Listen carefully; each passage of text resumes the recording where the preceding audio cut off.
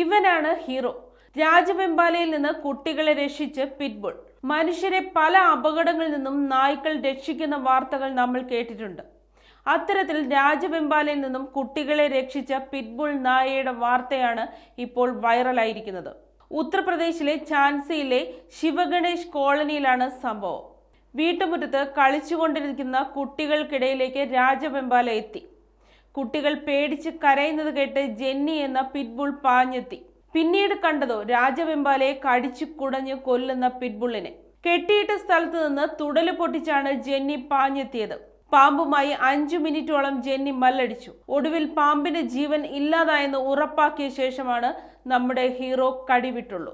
ഇതിനു മുമ്പും ജെന്നി പാമ്പിനെ കൊന്ന് ജീവൻ രക്ഷിച്ചിട്ടുണ്ടെന്ന് ഉടമ പഞ്ചാബ് സിംഗ് പറഞ്ഞു.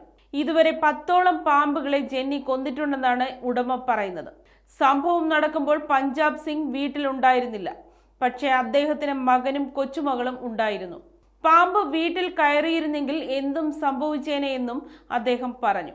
വീട് വയലിനരികെ ആയതിനാൽ മുൻപും മഴക്കാലത്ത് പാമ്പിനെ കണ്ടിട്ടുണ്ട്. കണ്ടപ്പോഴൊക്കെ പിറ്റ്ബുൾ പാമ്പിനെ കൊന്നിട്ടുണ്ടെന്നാണ് പഞ്ചാബ് സിംഗ് പറയുന്നത്. കുട്ടികളുടെ ജീവൻ രക്ഷിച്ച ബിഗ് ബുള്ളിനോട് ഏറെ നന്ദിയുണ്ടെന്ന് സിംഗ് പറഞ്ഞു.